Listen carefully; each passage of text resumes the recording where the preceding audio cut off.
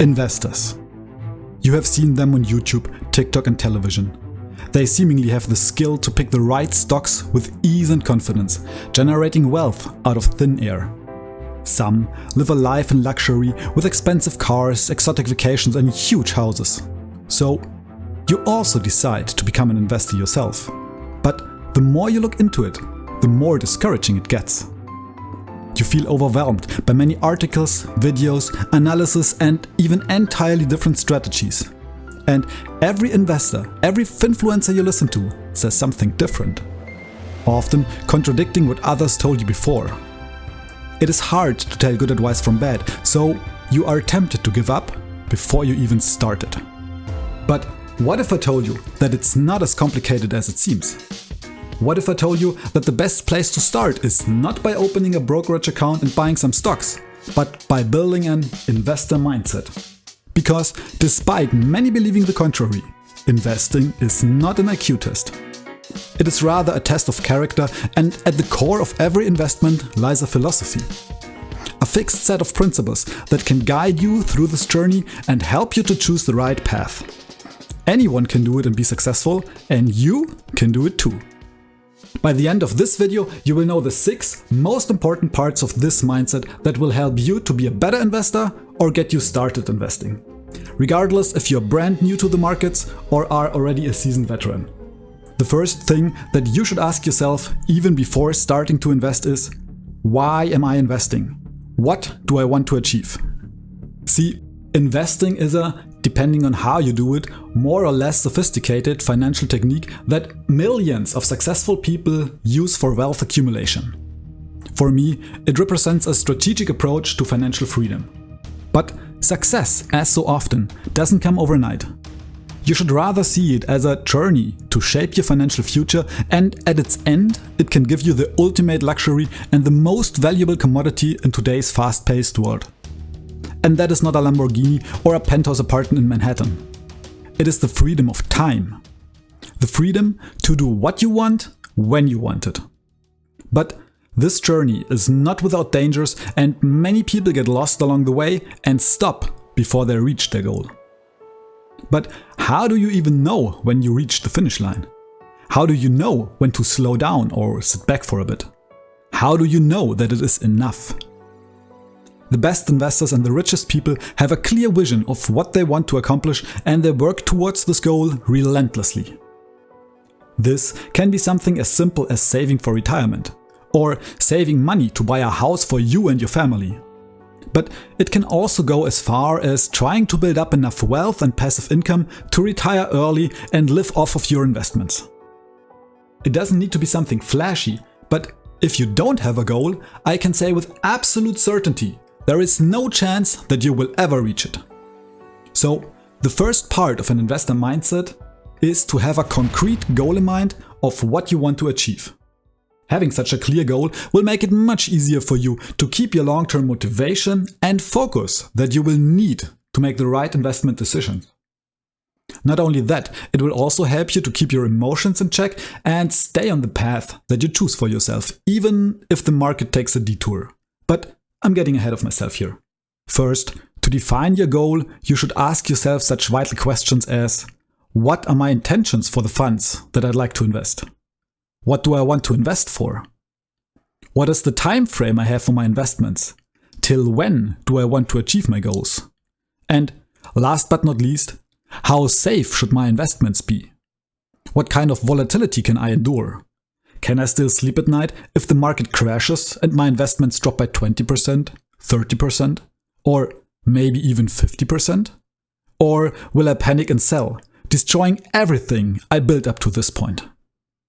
The answer to these questions will make a huge difference in your approach, as it will define the path you set your feet on. And the clearer you define that goal for yourself, the easier it will be to stick to it in the long run. And contrary to what some may believe, it will not be a short path. Investing may be many things, but it is not the way to get rich quickly. The stock markets are hard and unforgiving, but they also offer one luxury to everybody who attempts the ride. And that is time. So we should take full advantage of it and be prepared to stay in the game for the long run. In fact, while the markets are very risky in the short run, the longer you stay invested, the harder and faster your money will work for you, and the lower the chances that you lose your hard-earned cash. Let me show you an example. Let's take a look at large US stocks during the worst investing period in all of stock market history. The great crash of 1929, which cost many people their money, their careers, and in some cases, even their lives. If you invested your money in stocks right before that crash, it took around 15 years to completely recover from this if you stayed invested. But that was an extraordinary event that happened almost 100 years ago. The average time for recovery is much shorter, with only around half a year. So if you're investing for a longer time frame, let's say a minimum of 10 years, and you can keep your calm during downturns, you will recover, and not only that. You might even benefit from such a crash in the long run if you did your homework before and were able to buy high quality companies or funds at prices that you usually only see during a Black Friday sale. We'll talk a bit more about this in mindset number 5. Now, you probably have heard of day trading and the promise that it can make you incredibly rich very quickly without any prior know-how. There is no need for long-term investing. There is no need to be patient. And you can get your Lambo tomorrow if you just buy the trading signals from this guy or that trading bot. And of course, this sounds very tempting, right? I mean, who doesn't want to get rich effortlessly and overnight? But if it would really be so easy, then let me ask you this. Why isn't everybody rich already? And while day trading is real and can definitely earn you money when done right, the harsh reality is that around 97% of day traders lose money in the end.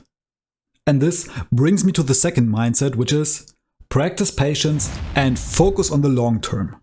And while this may sound very simple, in today's world of TikTok and short form videos, where the attention span gets shorter and shorter, it is hard to keep your focus on the long-term goal, especially if the outcome feels unclear. But if you can stick to it, if you don't get distracted by short-term temptations like a new smartphone, although you just bought a current one a couple of months ago, or a new TV, even though there is nothing wrong with your old one, except the fact that your friend just bought a bigger one. If you can overcome these temptations, it will be worth it in the end. And to be frank, I am not a frugalist. I'm not saying that you should buy nothing you like and do nothing that is fun for you.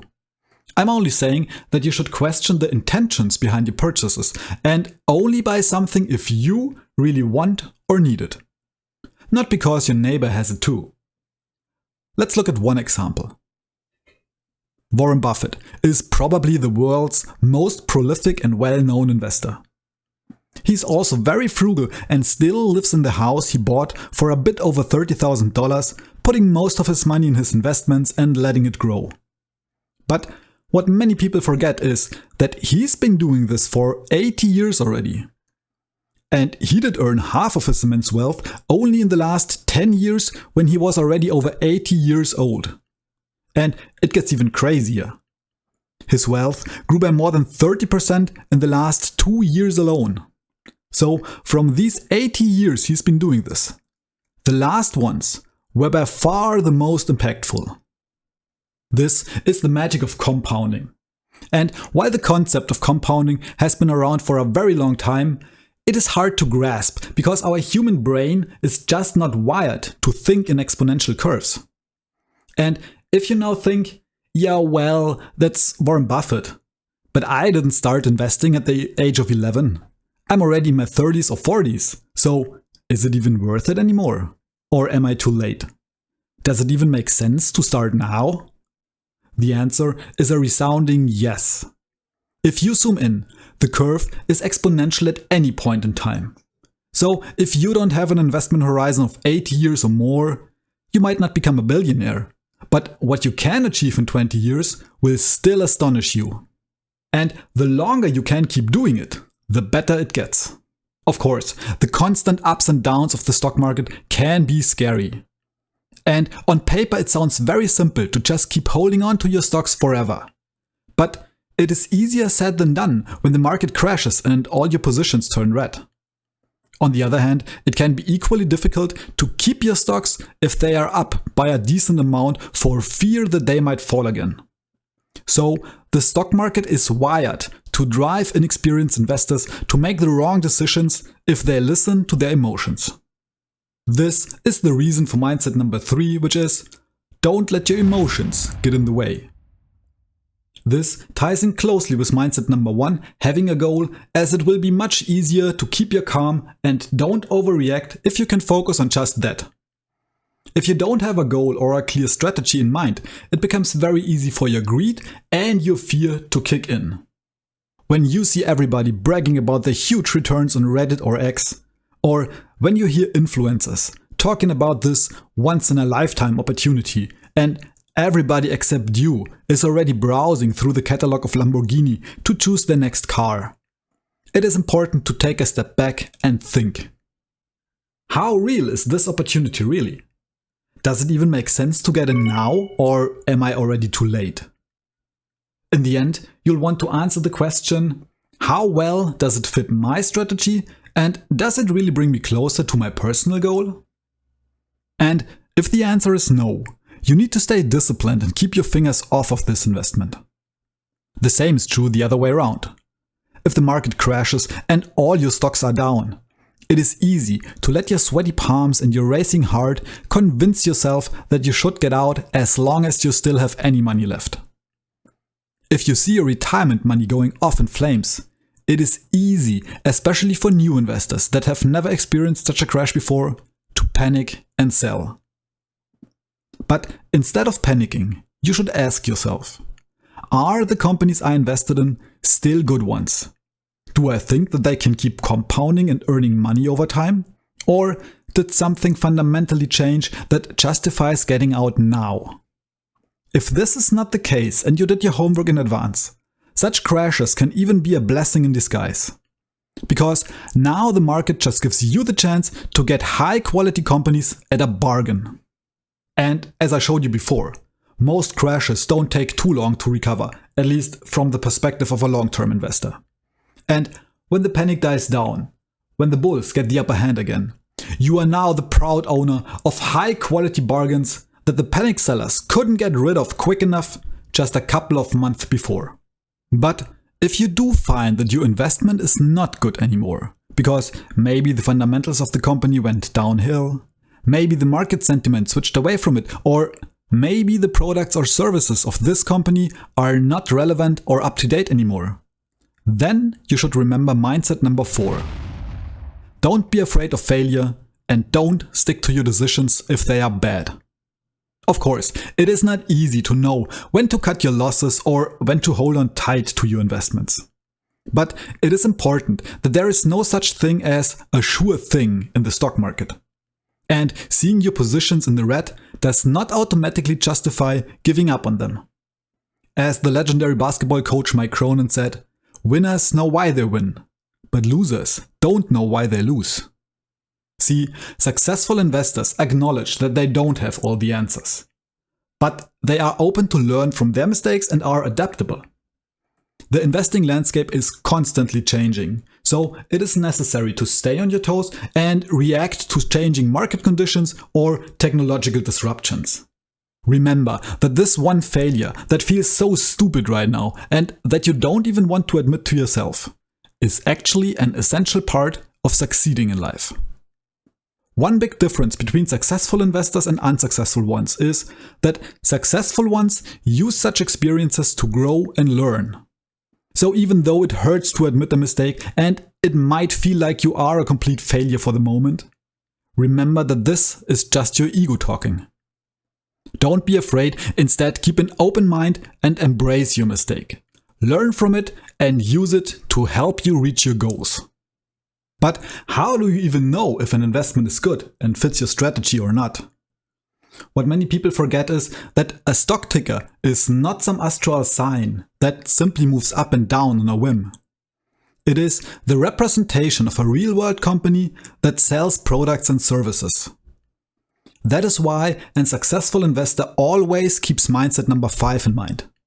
focus on fundamentals.